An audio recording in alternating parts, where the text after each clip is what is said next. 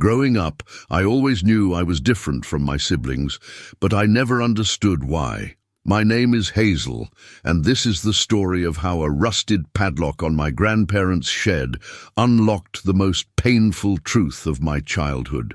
I was 23 years old when I finally discovered why I was the only one sent away, and what I found changed everything I thought I knew about my family.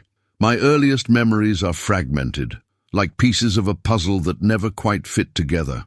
I remember being 7 years old, standing in the driveway of my childhood home with a small suitcase in my hand. My older brother Daniel, who was 11 at the time, stood on the porch with tears streaming down his face. My younger sister Sophie, only 4 years old, clung to our mother's leg, not really understanding what was happening.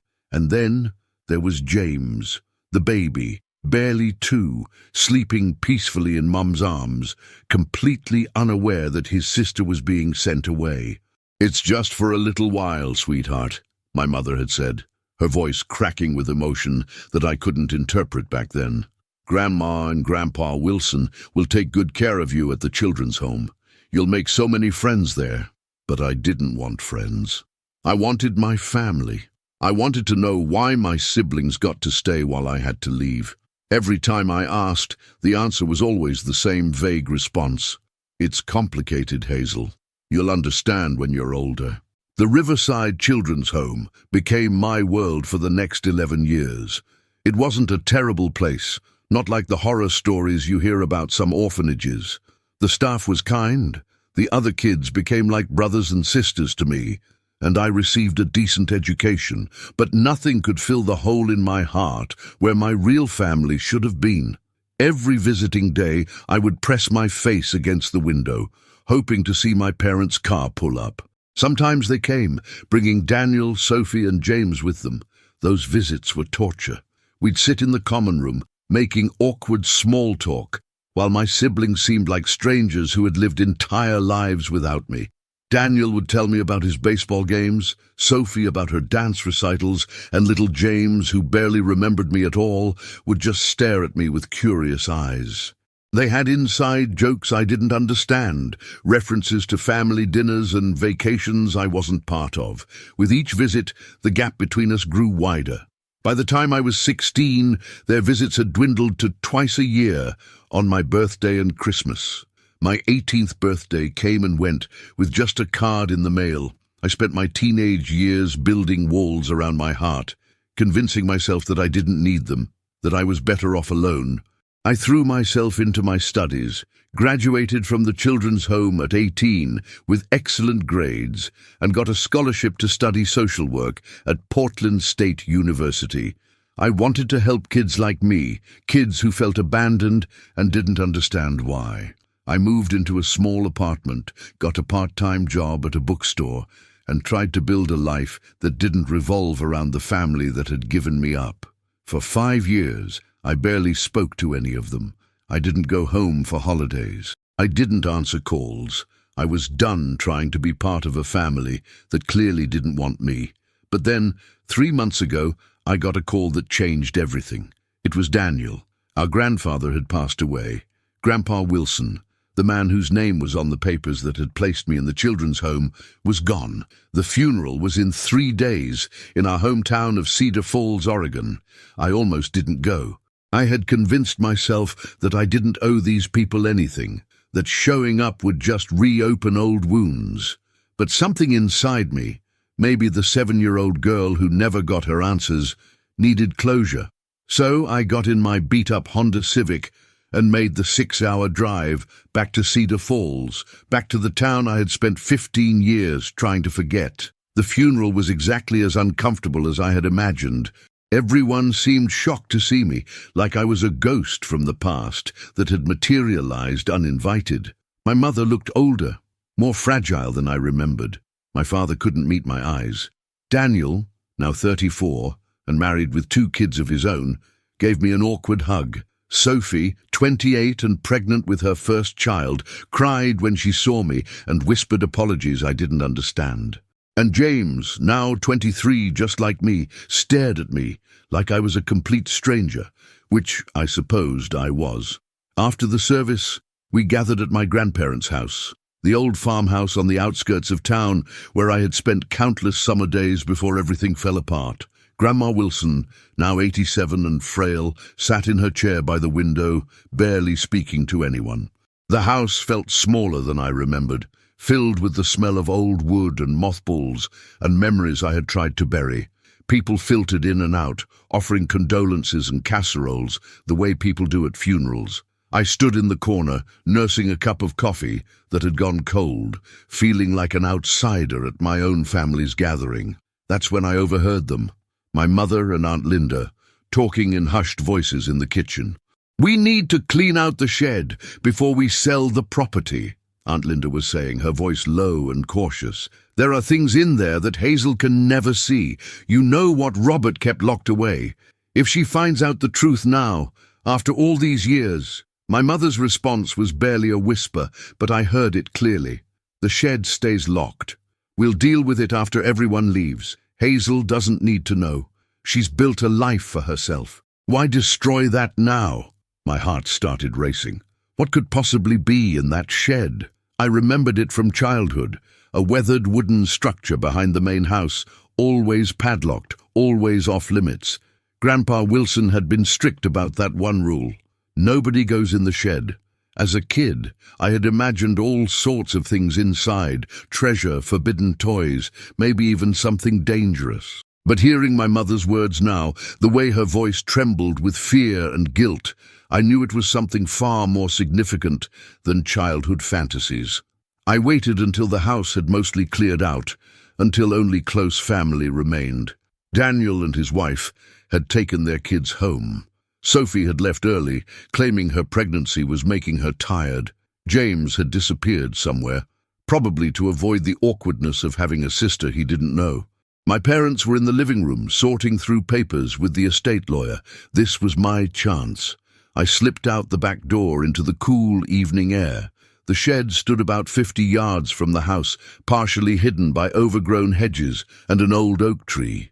The sun was setting, casting long shadows across the property, and I felt like I was 7 years old again, curious and desperate for answers. The padlock was old and rusted, a heavy-duty master lock that had probably been there for decades. I tried the handle anyway, knowing it was futile. Locked, just as it had always been. I looked around, my mind racing. There had to be a way in.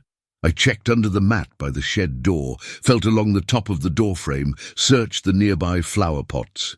Nothing. Then I remembered something from childhood. Grandpa Wilson had always kept a spare keyring in his workshop, a separate building near the garage, where he used to tinker with old radios and broken appliances. I ran there, my hands shaking as I pushed open the door. The workshop smelled like oil and sawdust, exactly as I remembered. Tools hung neatly on pegboards, their outlines traced in marker so Grandpa would know where each one belonged. And there, on a hook by the door, was a ring with dozens of old keys, each one labeled in his careful handwriting. I grabbed the ring and ran back to the shed, trying key after key in the padlock. The 13th key clicked. The padlock sprang open, and I pulled it free, my breath coming in short gasps. My hands were trembling so badly I almost couldn't turn the door handle. What was I doing? Maybe my mother was right. Maybe some truths were better left buried.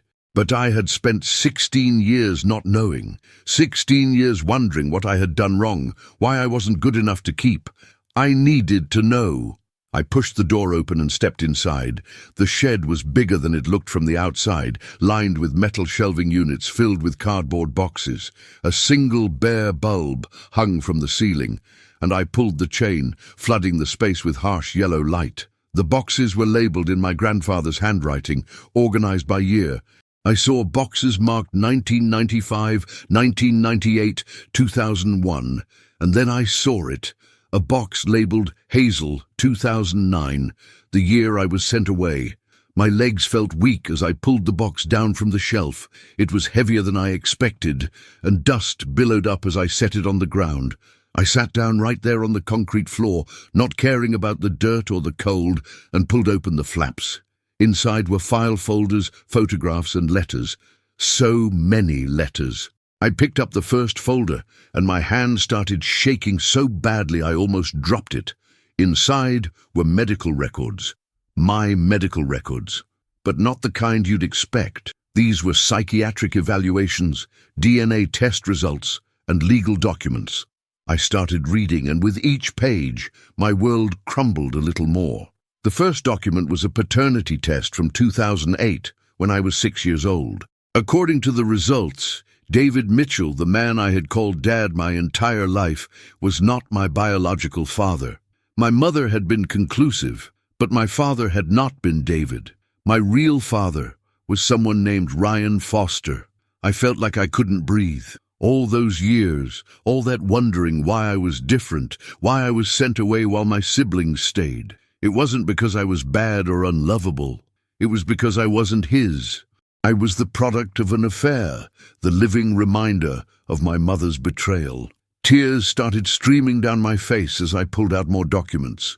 There were emails between my parents, printed and saved, arguments about what to do with me. My mother had wanted to keep me. My father, David, had wanted her to give me up for adoption entirely. I can't look at her without seeing him, one email from David read. Every time she smiles, I see Ryan's face.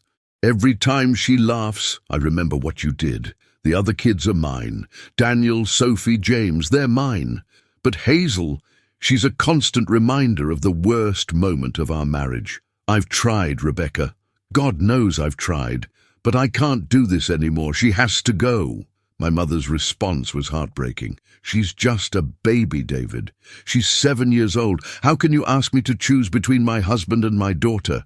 But apparently, she had chosen. She had chosen him. She had chosen to keep her marriage intact and send me away. The compromise they had reached was the children's home. Not quite adoption, not quite abandonment. A middle ground that satisfied my father's need to remove me from his daily life while easing my mother's guilt. But there was more. I found letters from my biological father, Ryan Foster, dozens of them.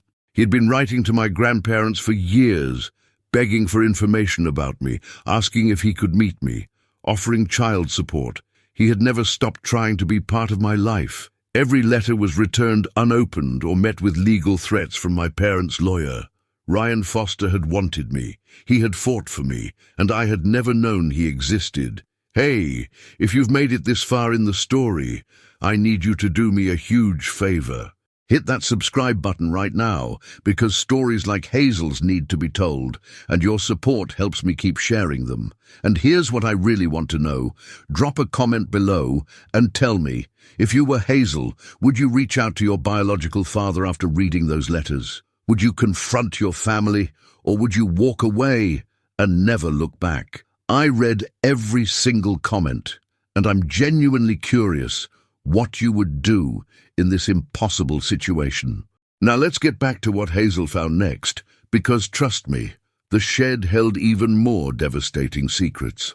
I sat there on that cold concrete floor for what felt like hours, reading through Ryan Foster's letters. Each one was dated, starting from 2010, just a year after I had been sent away. The first letter was addressed to my grandparents, explaining who he was and pleading for a chance to know his daughter. He wrote about how he and my mother had worked together at a marketing firm in Seattle, how they had grown close during a period when she and David were separated, and how devastated he had been to learn years later that their brief relationship had resulted in a child he never knew about. "I'm not trying to destroy anyone's family," he wrote in one letter from 2011. "I just want Hazel to know that she has a father who loves her, who thinks about her every single day, who would give anything to be part of her life. I have a stable job as an architect. I'm married now with a daughter of my own, and Hazel would have a sister who would love her. Please just let me meet her once. Let me tell her that she's wanted." He had a daughter. I had a sister. Another family. A whole other life that had been kept from me while I sat in that children's home, believing I was unwanted and alone. My hands were shaking so hard I could barely hold the papers. The letters continued year after year, becoming more desperate as time went on. In 2014, when I was 12, he wrote about hiring a private investigator to find me, only to be blocked by legal barriers my parents had put in place.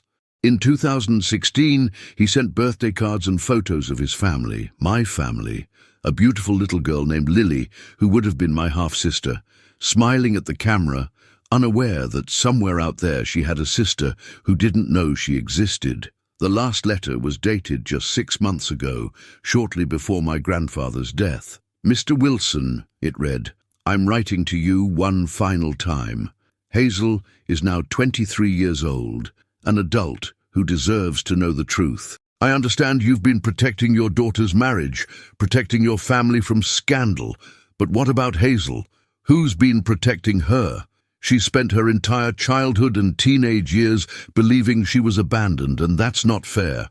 I'm begging you, as one father to another, please give her my contact information. Let her decide if she wants to know me. That's all I'm asking. Let her choose." My grandfather had never responded. He had kept these letters locked away in this shed, hidden from everyone, taking the secret to his grave. Or had he? I started searching through the other boxes, pulling them down one by one. There were boxes for each of my siblings too. Daniel's box contained report cards, soccer trophies, and photos from his childhood. Sophie's had dance recital programs and art projects. James's had baby clothes and preschool drawings. Normal childhood memories, the kind of things loving parents save.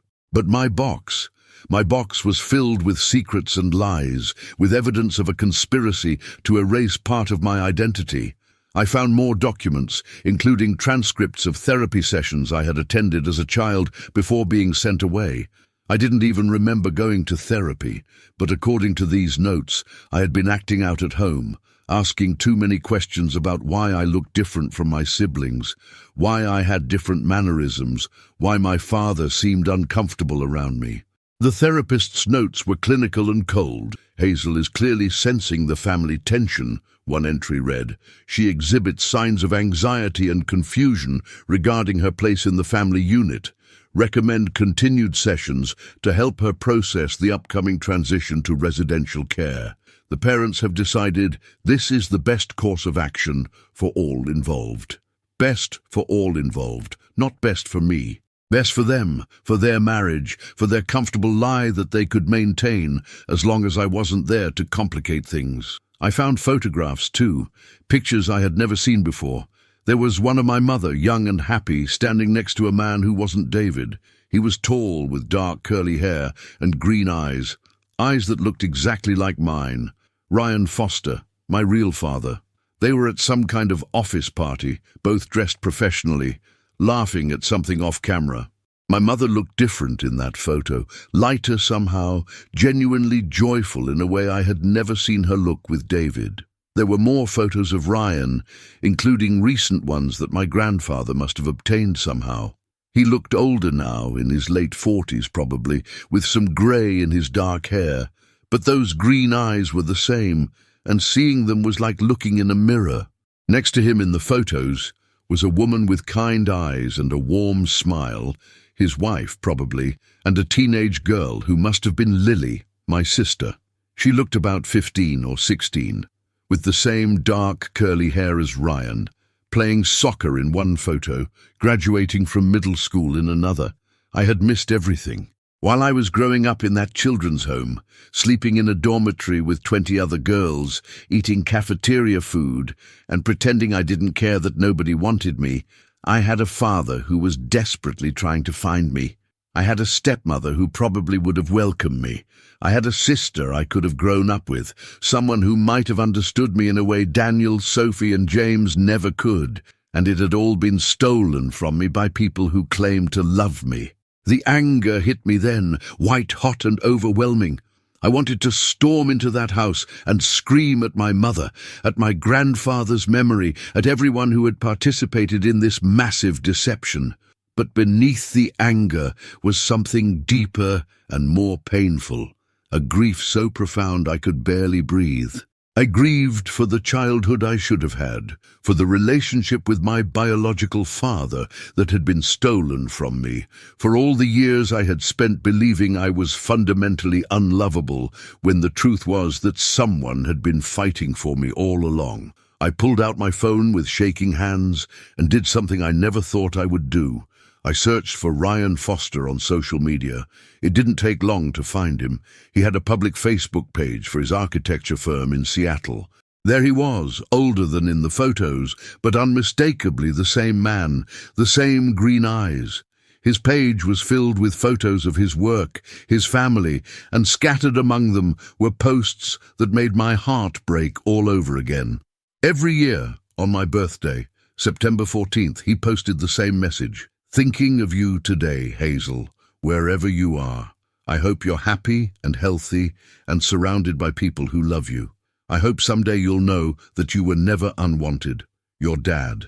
He had been doing this for years, posting birthday messages to a daughter he had never met, a daughter who until tonight didn't even know he existed.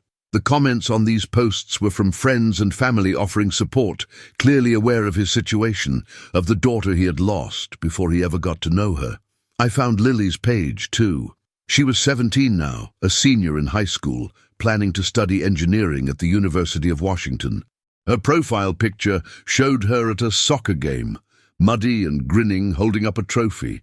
She looked so happy, so confident and secure in who she was. I wondered if she knew about me, if Ryan had told her she had a half-sister out there somewhere. Or had he kept it secret, not wanting to burden her with the knowledge of family she might never meet? I scrolled through her photos and saw the life I could have had. Family dinners where everyone was smiling, camping trips in the mountains, birthday parties with friends, holidays that looked warm and genuine, not like the awkward, tense gatherings I remembered from my early childhood. This could have been my life. If my mother had been honest, if David had been able to look past his hurt and anger, if my grandparents had done the right thing instead of protecting a lie, I could have grown up knowing both sides of my family. I could have had a father who actually wanted me. The sound of footsteps outside the shed made me freeze. Someone was coming. I quickly shoved the letters and photos back into the box, my heart pounding. The door swung open, and there stood my mother, her face pale in the dim light. She looked at me, at the open boxes surrounding me, and I watched all the color drain from her face. "Hazel," she whispered, her voice barely audible. "What are you doing in here?" I stood up slowly, clutching one of Ryan's letters in my hand. "What am I doing?" I repeated, my voice shaking with rage. "What am I doing? I'm finding out the truth. I'm discovering why I spent 16 years of my life in a children's home while my siblings got to grow up in a real family. I'm learning that I have a father who's been trying to find me for over a decade, while you let me believe I was abandoned." My mother's legs seemed to give out, and she leaned against the doorframe, her hand pressed to her chest. "Hazel, please," she started, but I cut her off. I had spent my entire life being quiet, being understanding, making excuses for the people who were supposed to protect me. Not anymore. "Don't," I said, my voice hard. "Don't you dare ask me to understand or forgive or make this easier for you. Do you have any idea what you did to me? I was 7 years old. 7. I thought there was something wrong with me, something so fundamentally broken that my own family couldn't love me. Do you know how many nights I cried myself to sleep, wondering what I had done to deserve being sent away?" Tears were streaming down her face now, but I felt nothing. No sympathy, no urge to comfort her the way I always had as a child, desperate for any scrap of maternal affection. "It wasn't like that," she said weakly. "You don't understand how complicated it was. David couldn't. He just couldn't handle seeing you every day. It was destroying our marriage, destroying our whole family. Your grandparents suggested the children's home as a temporary solution, just until things calmed down, until David could work through his feelings." "Temporary," I laughed, a harsh, bitter sound. 16 years, Mom. 16 years is not temporary. And David's feelings? What about my feelings? I was a child. I didn't ask to be born. I didn't ask to be the result of your affair. But you punished me for it anyway. You chose him over me, and you let me grow up thinking I was worthless." She was sobbing now, her whole body shaking. "I'm so sorry, Hazel. You have to believe me. I never wanted it to go on that long. I thought David would come around, that he'd eventually accept you as part of the family. But every time I brought up the idea of bringing you home, he threatened to leave, to take the other kids. I couldn't lose all of you. I couldn't tear the family apart. So you tore me apart instead," I said quietly. "That was your choice. And Grandpa, he kept all these letters from Ryan Foster. My father was trying to find me, Mom. He wanted me. He has another daughter, my sister, and I could have known them. I could have had a relationship with my actual father, someone who chose to love me, not someone who was forced to tolerate my existence until he couldn't anymore." My mother's face went even paler. "You can't contact Ryan," she said quickly, panic evident in her voice. "Hazel, please. If David finds out, if this all comes out now after all these years, it will destroy everything. Sophie's about to have a baby. Daniel's kids don't know any of this. James barely remembers you as it is. Please don't blow up the family over something that happened so long ago." I stared at her in disbelief. Even now, even caught in the middle of the lie, she was still trying to protect everyone except me. "Blow up the family?" I repeated slowly. "What family, Mom? I haven't been part of this family since I was 7 years old. You made sure of that. And you know what? I'm done protecting your secrets. I'm done being the inconvenient truth you all want to keep hidden." I pushed past her out of the shed, still clutching Ryan's letter, and walked toward my car. She followed me, calling my name, but I didn't turn around. I could hear other voices now, too. My father, David, had come outside, alerted by the commotion. I heard him asking what was happening, heard my mother's frantic explanation. I didn't care. I got in my car, started the engine, and drove away from that house, from those people, and I didn't look back.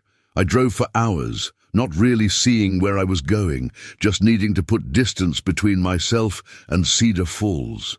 Eventually, I found myself parked at a rest stop somewhere outside Portland, my phone in my hand. Ryan Foster's Facebook page pulled up on the screen. It was nearly midnight now. My finger hovered over the message button. What would I even say? "Hi, I'm the daughter you've been searching for." It felt surreal. Impossible. But then I thought about those birthday messages, all those years of him reaching out into the void, hoping I'd somehow see them and know I was loved. I thought about Lily, the sister I'd never met, who probably had no idea her family was incomplete. I thought about all the years I'd lost, all the relationships I'd been denied, all because people I trusted had decided to protect a lie instead of protecting me. I started typing. My hands were steadier now, my mind clearer than it had been in hours. "Mr. Foster," I wrote, "my name is Hazel Mitchell. I'm 23 years old, and I was born on September 14th, 2002. I just found your letters in my grandfather's shed. I just learned that you're my biological father. I just discovered that you've been trying to find me for years. I don't know what happens next or what this means, but I wanted you to know that I got your message, all of them, and I want to know you too, if that offer is still open." I read it over 3 times, my heart pounding so hard I could hear it in my ears. Then, before I could second-guess myself, I hit send. The message showed as delivered, and I watched the screen like it might explode. 3 minutes later, 3 tiny dots appeared, indicating he was typing. Then they disappeared. Then appeared again. Finally, a message came through. "Hazel." "Oh my God, Hazel, yes. Yes, 1,000 times yes. The offer will always be open. You have no idea how long I've waited for this message. Can I call you? Can we video chat? I want to see your face. I want to hear your voice. I want to know everything about you. Lily is going to lose her mind. She's always wanted to meet you. We all have. Please tell me this is real. Please tell me you're really reaching out." Tears blurred my vision as I typed back my phone number. Within seconds, my phone was ringing. I stared at it for a moment, Ryan Foster's name displayed on the screen, and then I answered, "Hello?" My voice came out barely above a whisper. "Hazel?" The voice on the other end was deep and warm, trembling with emotion. "Hazel, is it really you?" "It's really me," I said. And then I started crying, really crying, the kind of deep, soul-wrenching sobs that I'd been holding back since I was 7 years old. "I'm sorry it took so long. I didn't know. I didn't know you were looking for me. I didn't know you wanted me." "Oh, sweetheart," he said, his own voice breaking. "I have always wanted you. From the moment I learned you existed, I have wanted you. Not a day has gone by that I haven't thought about you, wondered about you, hoped you were okay. Can you do a video call? I just need to see you. I need to know this is real." With shaking hands, I switched to video. The screen flickered, and then there he was.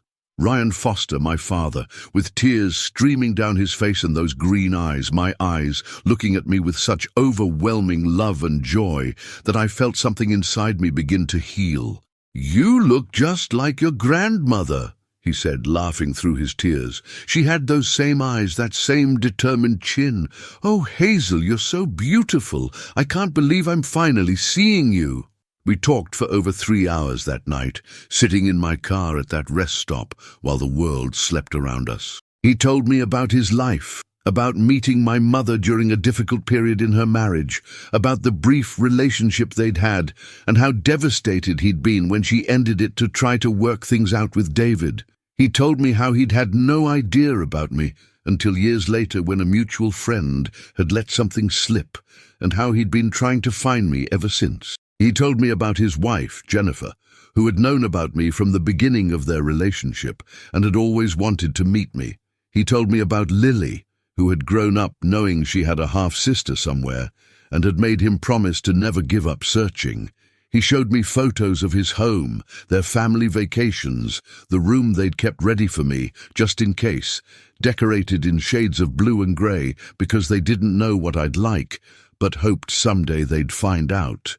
"We never gave up hope," Ryan said, wiping his eyes. "Jennifer used to tell me that someday you'd find your way to us, that the truth would come out. I wanted to believe her, but as the years went by, it got harder.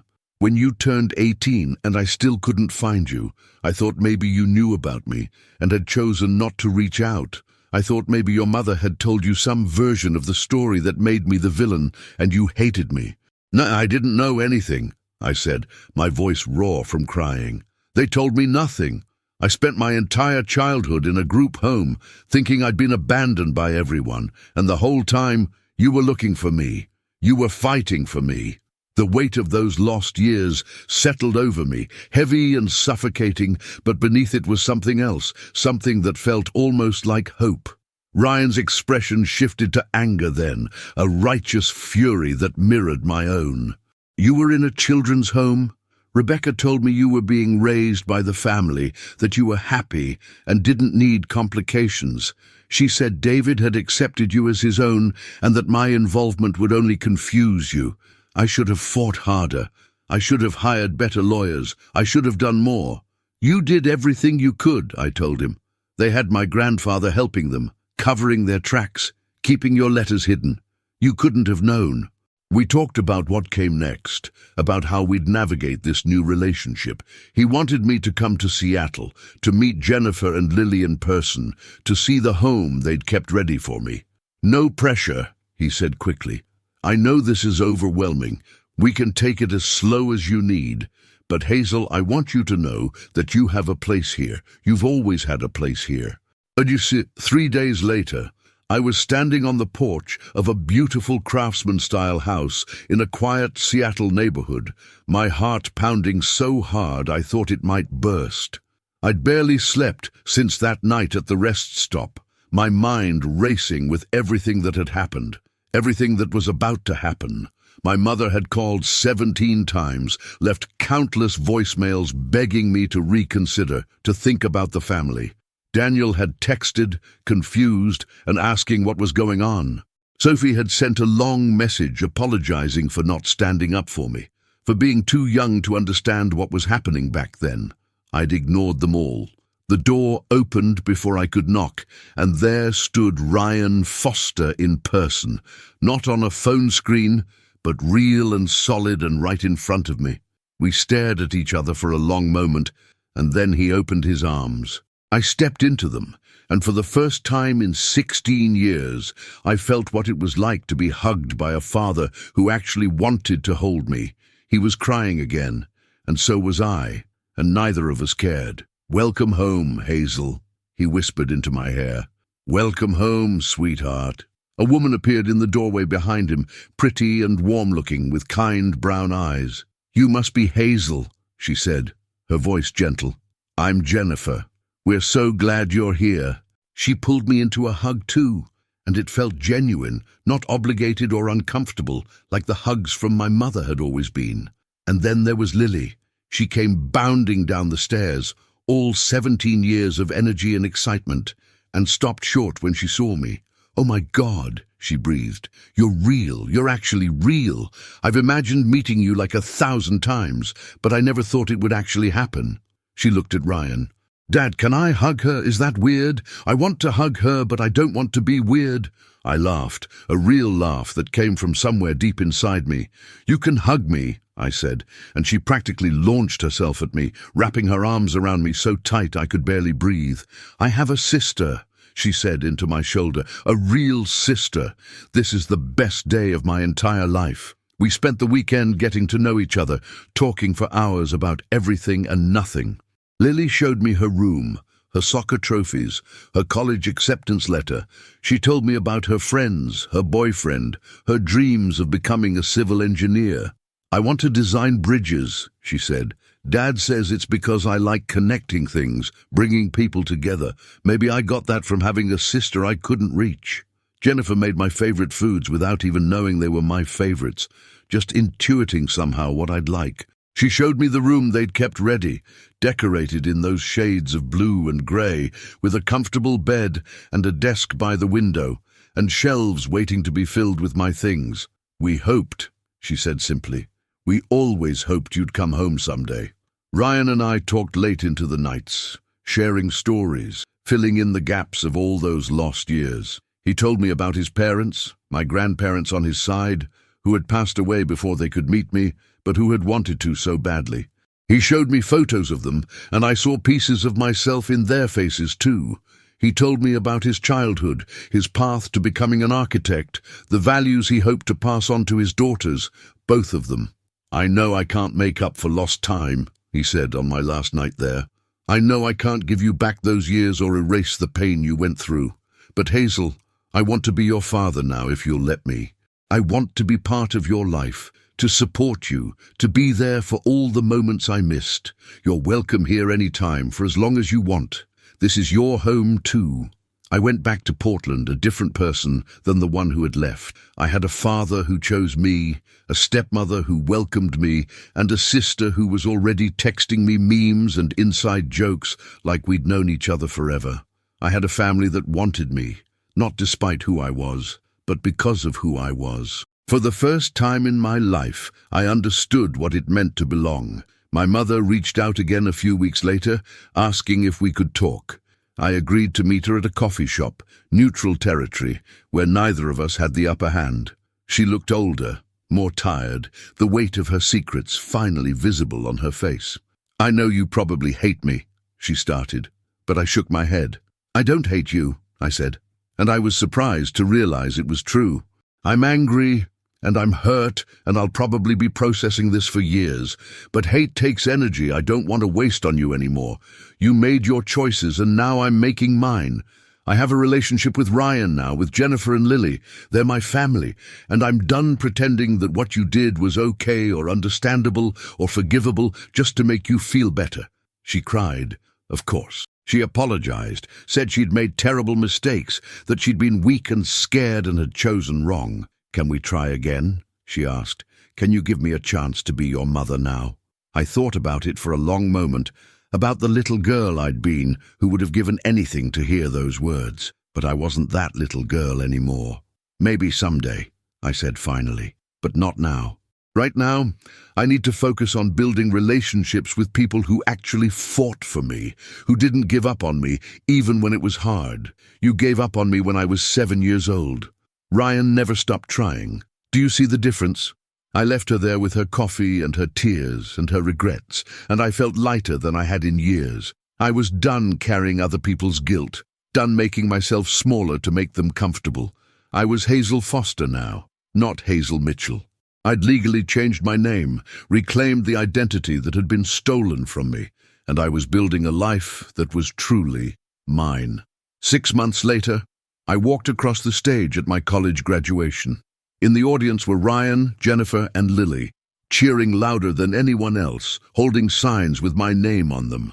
Ryan had tears streaming down his face, and when I found them afterward, he pulled me into a hug and said, "I'm so proud of you, sweetheart. I'm so incredibly proud of the woman you've become." That evening, at the celebration dinner they'd planned, Lily stood up to make a toast. "To my sister Hazel," she said, raising her glass, "who taught me that family isn't just about biology or who raised you. It's about who chooses you, who fights for you, who shows up. Hazel, you could have been bitter and angry and closed off after everything you went through. Instead, you were brave enough to reach out, to take a chance on us. You made our family complete. Here's to you, and to all the years we have ahead of us together." As I looked around that table at the faces of people who loved me, who had made room in their lives and hearts for me, without hesitation, I finally understood something crucial. The truth hadn't destroyed me. It had freed me. That locked shed, those hidden letters, that painful discovery, it had all led me here, to this moment, to this family. I'd lost 16 years, but I had the rest of my life ahead of me, and for the first time ever, I knew exactly where I belonged. So that's my story, the story of how a locked shed revealed the truth that changed everything. If you've stuck with me this far, thank you. Thank you for listening, for caring, for being part of this journey with me. I want you to know that whatever you're going through, whatever secrets or pain you're carrying, you deserve truth. You deserve people who choose you. You deserve to belong. If this story touched you, please subscribe to this channel. Share it with someone who needs to hear it. And I'd love to hear from you in the comments. Have you ever discovered a family secret that changed everything?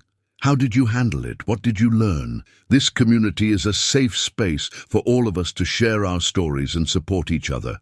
Drop a comment below and let me know what you took away from Hazel's journey. What lesson will you carry with you?